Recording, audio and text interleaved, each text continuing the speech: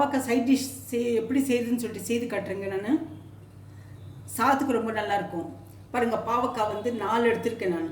இந்த மாதிரி பாவக்காய் சின்ன மீடியம் சைஸு சின்ன பாவக்காய். இது சின்ன சின்னதாக கட் பண்ணி வச்சுக்கணுங்க. அது காட்டுறேங்க நான் உங்களுக்கு. இப்போ ஒரு வடை சட்டிக்கு பதில் ஒரு சின்ன குக்கர் வச்சுருக்குங்க. கொஞ்சமாக எண்ணெய் ஊற்றுறேன் பாவக்காய் வதக்கிறதுக்குங்க. எண்ணெய் காஞ்ச உடனே இது கொஞ்சம் தேங்காய் எண்ணெய் ஊற்றிக்கலாங்க. நான் பாருங்கள் தேங்காய் எண்ணெய் ஊற்றுறேன் ஒரு 2 ஸ்பூன். இந்த பாவக்காய் போடுறேங்க. பாருங்கள் கட் பண்ணி இந்த மாதிரி சின்ன சின்னதாக கட் பண்ணி வச்சுருக்கேன் நான். பாருங்கள் பாவக்காவை வந்து 4 பாவக்காய் எடுத்திருக்கேன் மீடியம் சைஸு. பாருங்கள் இது போட்டு நல்லா வதக்கிக்கலாங்க. கூட தூள் உப்பு போடுறேன். தூள் உப்பு போட்டு நல்லா வதக்கிடலாங்க. எண்ணெயிலே நல்லா வதக்கிடலாங்க. இது தண்ணி ஊற்ற வேண்டாங்க.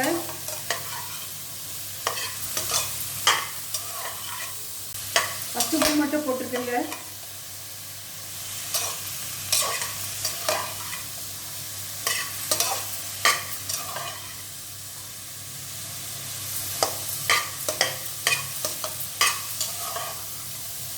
இது வெறும் சாப்பாட்டு போட்டு சாப்பிட்றதுக்கு நல்லா இருக்குங்க. கசிஞ்சு சாப்பிட்றதுக்கு தண்ணி ஊற்றாமல் அப்படியே வதக்கிடலாங்க.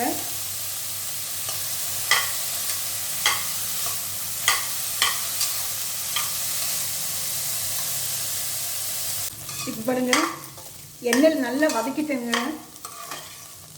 இது ஒரு 90% நல்லா வெந்து போச்சு. இப்போ வந்து மிளகா பொடி கொஞ்சம் போடுறேன். இதுக்கு தகுந்த மாதிரி இதுக்கு அளவுக்கு போட்டால் போடுங்க.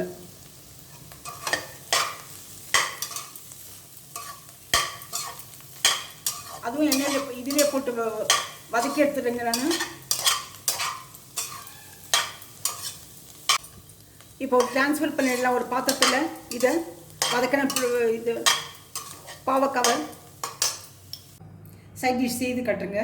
இது கொஞ்சம் தேங்காய் எண்ணெய் ஊற்றிக்கலாங்க. ஒரு சின்ன இது வச்சுருக்கேன் நான். வடை சட்டிக்கு பதில் ஒரு சின்ன குக்கர் வச்சுருக்கேன் நான்.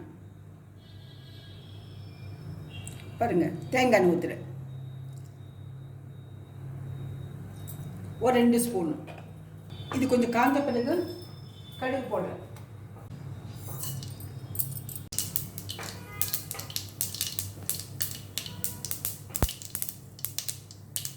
கடுகு பொரிஞ்ச பிறகு வெந்தயம் போடுறேங்க.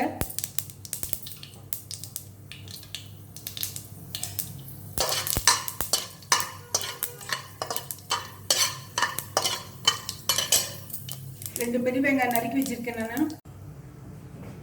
இப்போ பாருங்கள் அது ட்ரான்ஸ்ஃபர் பண்ணிட்டேன். ஃபஸ்ட்டு இது வதக்கிட்டு அப்புறமா தான் தாளிக்கணுங்க. இது வதக்கினது வந்து ஒரு ட்ரான்ஸ்ஃபர் பண்ணி வச்சுருக்கேன். உப்பு வரமிளகா பொடி போட்டு நல்லா ஒரு 90% வதக்கிட்டேனுங்க தேங்காய் எண்ணெயில். அதுக்கப்புறம் தேங்காய் எண்ணெய் ஊற்றி கடுகு உளுத்த பருப்பு கடுகு போட்டிருக்கேன். வெந்தயம் போட்டிருக்கேன்.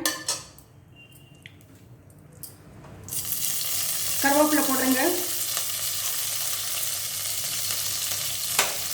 பாருங்கள் வெங்காயம் 2 வெங்காயம் பெருசு கட் பண்ணி வச்சுருக்கு. அதையும் போடுறேன். இதெல்லாம் தாளிக்கட்டுங்க.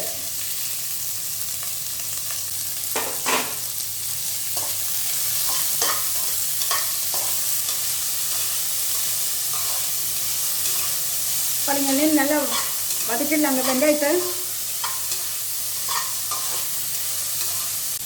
இப்போ இது நல்லா வதங்கின பிறகு தக்காளி பழம் போடுறேங்க.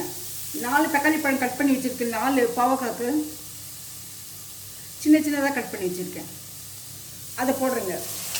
நீங்கள் புளிப்பு பழமோ ஆப்பிள் பழமோ எது வேணாலும் தக்காளி பழம் போட்டுக்கல. ஒரு பாவக்காய்க்கு ஒரு தக்காளி.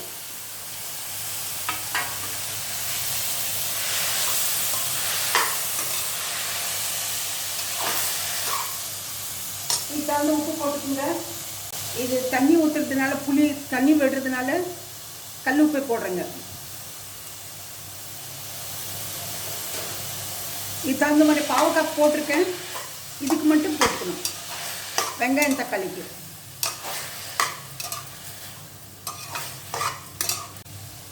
இதில் மஞ்சள் தூள் போட்டுக்குங்க. பாருங்க, மஞ்சள் தூள் போடுறேன்.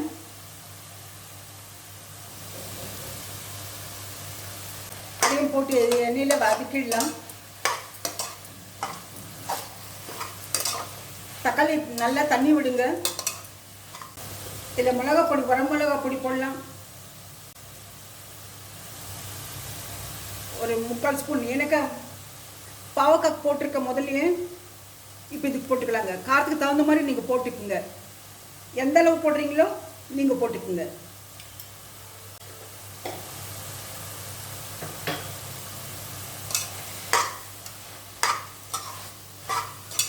தக்காளி பழம் நல்லா வதக்கிடலாங்க. இல்லை தக்காளி பழம் வேகாதுங்க, அப்படியே இருக்கும். தக்காளி பழம் நல்லா வெந்திருக்கு பாருங்க. நல்லா ஸ்மாஷ் ஆகி போச்சு. ஸ்மாஷ் ஆன பிறகு அப்புறமா கொஞ்சம் புளி தண்ணி ஊற்றிக்குங்க. பாருங்கள், புளி தண்ணி ஊற்றுறேன்.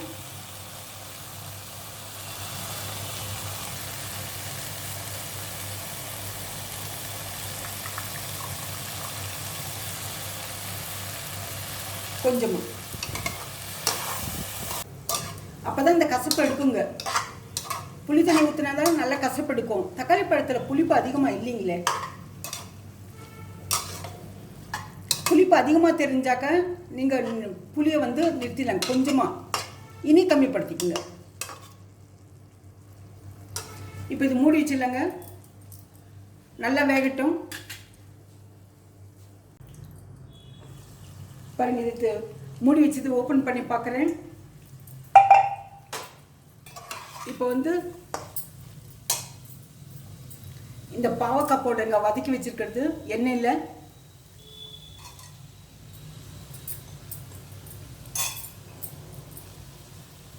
பூண்டு ஒரு 4 பல்லு தட்டி வச்சிருக்கேன் பூண்டு, அதை போடுறேன்.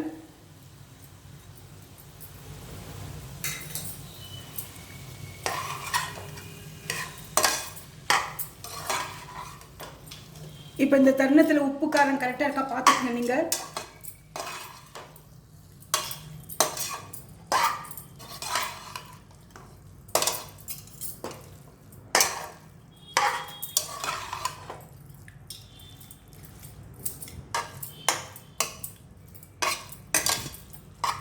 மூடி வச்சிருங்க. இது நல்லா இது பண்ணி மிக்ஸ் பண்ணி மூடி வைக்கணுங்க. இதை மூடி வச்சிடலாங்க. ஒரு 5 நிமிஷம் கழிஞ்சு பார்க்கலாங்க. இப்போ திறந்து பார்க்கலாங்க, ஓப்பன் பண்ணி பார்க்குறேன். சின்ன வெல்லங்க பாருங்க, சின்ன துண்டு வெல்லம், அந்த கசப்பு போகிறதுக்காக. அது போடுறது நம்ம தெரியக்கூடாதுங்க, அதை போடுறேன் பாருங்க. அவ்வளோதான்.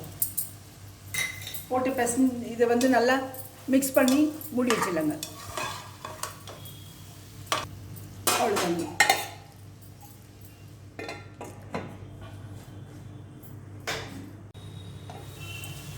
பாருங்க, ஓப்பன் பண்ணி பார்க்கலாங்க. நல்லா கெட்டியாகி போச்சுங்க.